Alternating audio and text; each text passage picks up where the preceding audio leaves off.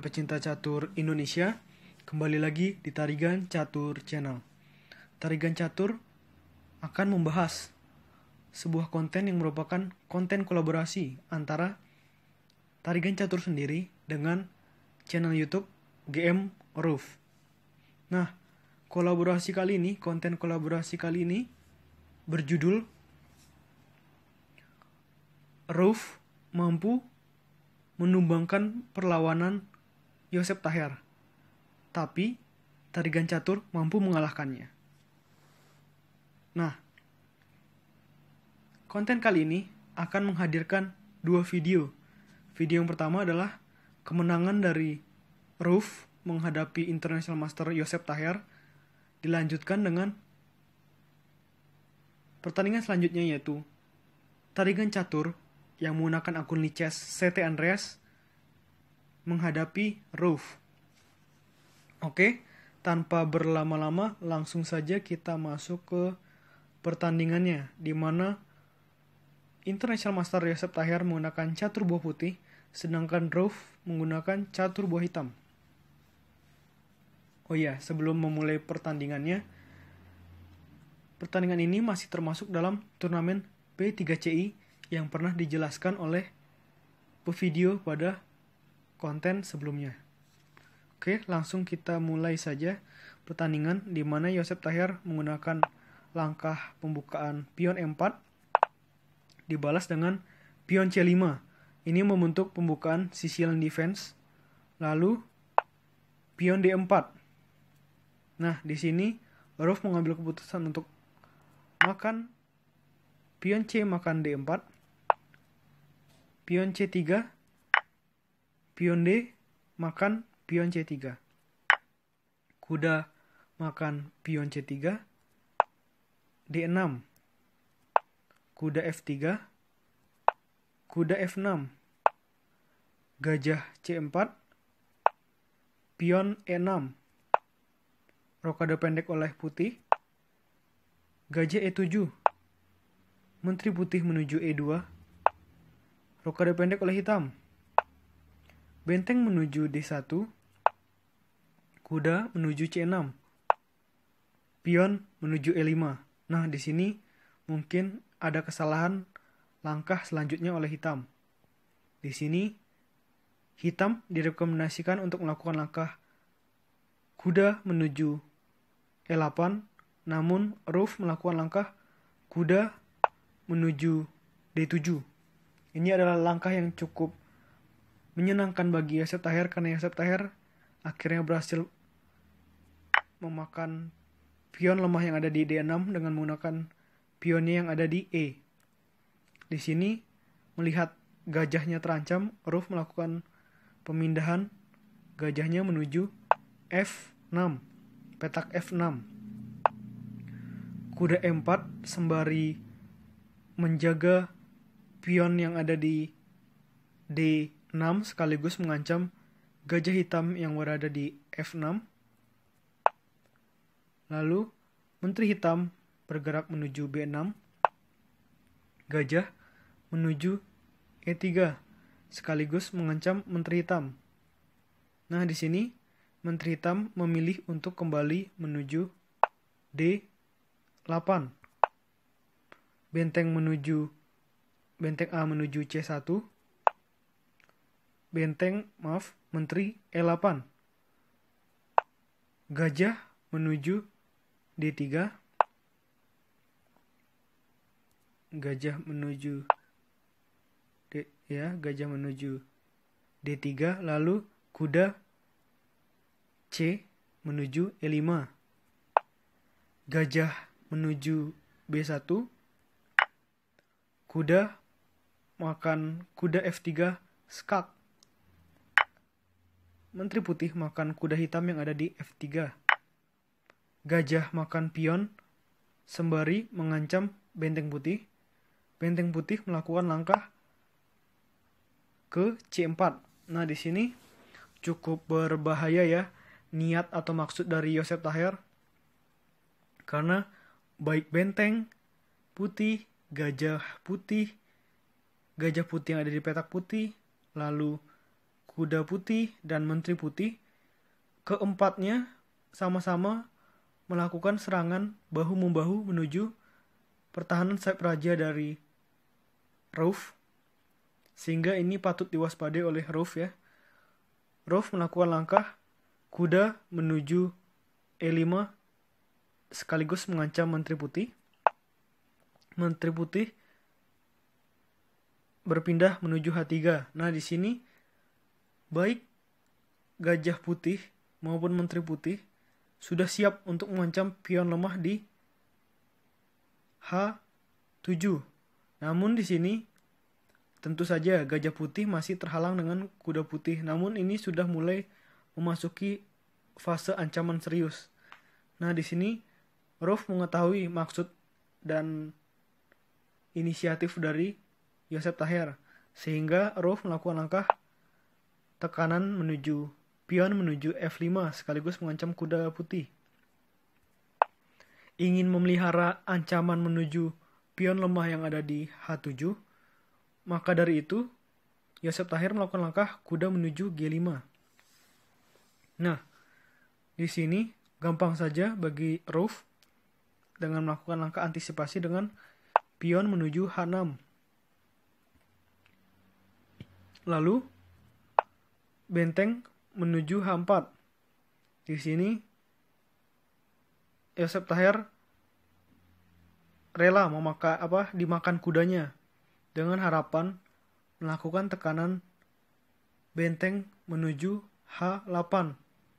Namun di sini juga bisa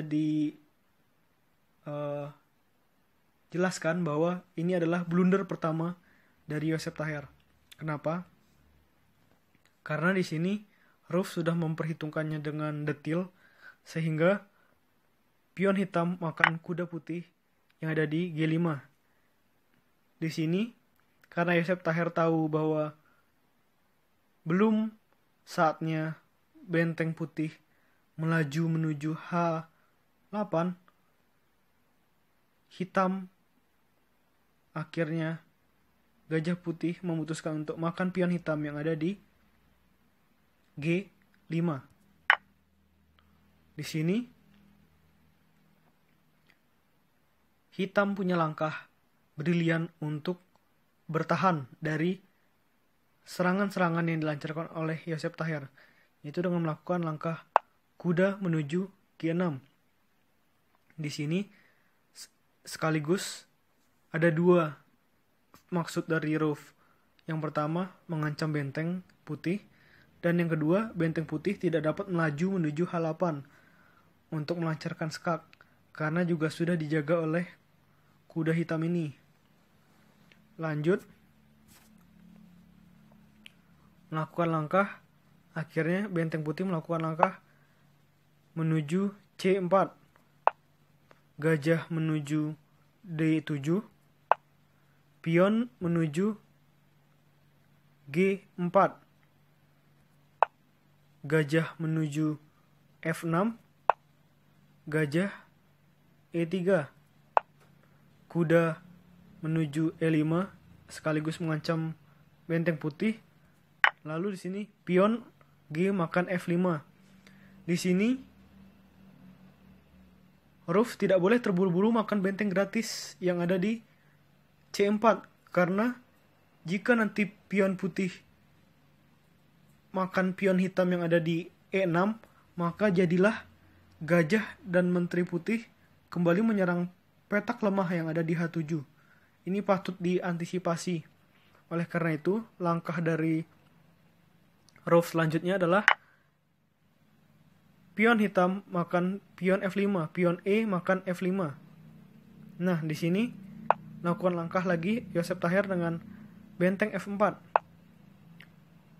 Menteri hitam menuju G6 skak. Nah, di sini karena sudah lepas dari ancaman Yosef Taher, di sini Rauf perlahan-lahan melakukan langkah demi langkah untuk melakukan counter attack sehingga nantinya dapat menang dengan skakmat tentu saja. Di sini Yosef Taher memilih langkah raja menuju F1. Di sini dengan melakukan tempo skak terus, Rauf melakukan langkah gajah menuju B5 skak. Dan Raja Putih melakukan langkah menuju E1. Di sini sudah sangat berbahaya ya. Raja Putih berada di tengah saat perwira-perwira dari hitam masih banyak. Ini adalah sebuah langkah yang terpaksa yang harus dilakukan, namun sangat berbahaya sekali. Bagaimanakah Rauf akan melakukan langkah demi langkah untuk memenangkan skakmat? Kita lanjutkan. Kuda menuju G4. Di sini Putih memilih langkah raja menuju D2. Akhirnya kuda hitam makan gajah di E3. Pion F makan E3. Gajah mengancam benteng putih. Nah, di sini tujuan dari hitam tidak hanya untuk mengancam benteng putih, namun hitam mempunyai langkah super nantinya untuk menteri hitam makan pion lemah yang ada di D6. Jadilah Yosef Taher masuk dalam perangkap Rauf dengan memilih benteng makan pion yang ada di F5, dimakan balik lagi oleh benteng hitam, dan akhirnya gajah putih makan benteng hitam. Lalu akhirnya dengan tempuhan langkah menteri hitam makan pion lemah di D6 skak. Di sini seharusnya Yosef Taher melakukan langkah raja menuju E1 agar posisinya masih lebih baik. Namun di sini blunder fatal dilakukan oleh Yosef Taher dengan melakukan langkah raja menuju C1. Maka dimanfaatkan dengan baik oleh Rauf dengan melakukan langkah menteri menuju A3 skak. Raja Putih bergerak menuju D2 dan akhirnya skakmat indah dari Rauf dengan melakukan langkah menteri hitam menuju C3 skakmat. Sebuah skakmat yang luar biasa dari Rauf. Oke, selanjutnya kita masuk ke video kedua, yaitu CT Andreas, yaitu yang tarigan catur sendiri menghadapi Rauf. Oke, kita akan langsung masuk ke partai selanjutnya. Oke, lanjut. Ini merupakan video kedua, yaitu antara tarigan catur yang memakai nama akun Niches CT Andreas menghadapi Rauf 17. Oke. Pertandingan dibuka Rauf dengan pion E3, dibalas CT Andreas atau pevideo sendiri dengan E5, pion C3, kuda C6. Nah, lanjutnya adalah kuda F3. Ini adalah pembukaan Van Cruij opening atau pembukaan Van Cruij. Lanjut. Pion menuju D5. Gajah menuju B5 dengan mengancam kuda yang sedang menjaga petak diagonal Raja Hitam. Lanjut. Gajah menuju D6. Rokade pendek oleh putih. Gajah menuju G4 dengan mengancam kuda putih yang sedang mengancam petak diagonal yang sedang diisi oleh menteri putih. Gajah putih kembali ke E2. Kuda F6. Kuda A3. Pion A6. Pion D4. Pion M4 mengancam kuda putih. Di sini kuda putih berpindah menuju E1. Untuk memelihara ancaman, pevideo berinisiatif untuk melakukan langkah pion menuju E6. Maaf, bukan pion menuju E6, maksudnya gajah menuju E6. Gajah D2, rokade pendek oleh hitam. Pion menuju H3, ini merupakan langkah lama, sehingga tarigan catur memanfaatkan betul kelengahan ini dengan melakukan langkah menteri hitam menuju D7, mengancam pion lemah di H3 2 kali. Karena tidak melihat ancaman tersebut, Rof melakukan langkah pion menuju F3. Di sini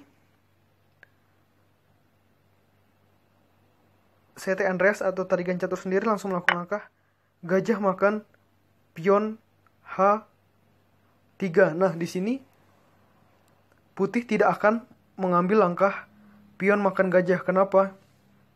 Jika mengambil langkah itu, maka pertahanan langsung terbuka. Pertahanan putih langsung terbuka. Dan itu tidak baik saat pertandingan belum juga memasuki middle game. Oleh karena itu, Rof berinisiatif untuk melakukan langkah pion F makan E4. Namun di sini tarigan catur memilih untuk tetap menempatkan gajah hitam di posisi H3 dan memelihara ancaman menuju pertahanan putih dengan melakukan langkah kuda makan pion di E4. Di sini justru Rof memilih langkah kuda menuju F3. Dan akhirnya hitam memilih langkah gajah menuju atau gajah pukul pion yang ada di G2. Nah, di sini cerdik Rof. Karena di sini Rof memilih langkah kuda menuju E5. Mungkin saja Rof ingin agar tarigan catur terburu-buru untuk melakukan langkah makan benteng yang gratis itu, sehingga melupakan menteri hitam yang sedang diancam oleh kuda. Di sini hitam atau tarigan catur mempunyai langkah yang sangat dahsyat untuk dapat menghancurkan pertahanan dari Rof. Langkah apakah itu? Yaitu langkah menteri hitam menuju H3. Artinya tak ada lagi langkah yang sanggup dilakukan oleh Rof untuk dapat bertahan lebih lama dari gempuran CT Andreas. Apakah itu? Ya, betul. Menteri hitam menuju H3. Ini adalah langkah yang sangat luar biasa. Rof tak lagi mampu untuk menahan dari skakmat yang akan dilakukan oleh CT Andreas. Dan akhirnya Rof hanya bisa melakukan langkah gajah putih menuju G4. Diakhiri dengan langkah skakmat menteri hitam menuju H1. Di sini tarigan catur bukannya ingin menyatakan bahwa merasa bangga gitu ya, bisa mengalahkan penakluk Yosef Taher, bukan. Di sini maksud dari tarigan catur menampilkan video ini adalah bahwa dalam pertandingan blitz, apalagi blitz 3 menit plus increment 1 detik setiap langkahnya, kesalahan-kesalahan sangat mungkin dilakukan oleh pecatur, mau pecatur level Grandmaster, International Master, maupun pecatur yang non-master seperti tarigan catur dan Rof. Namun di sini baik tarigan catur maupun Rof mampu memaksimalkan kesalahan dari lawannya masing-masing untuk memetik kemenangan. Jadi itulah seninya dari turnamen atau pertandingan blitz yang memang waktu ini menjadi penentunya. Oke? Menurut tarigan catur, video kali ini cukup. Nantikan video-video selanjutnya tetap di Tarigan Catur Channel.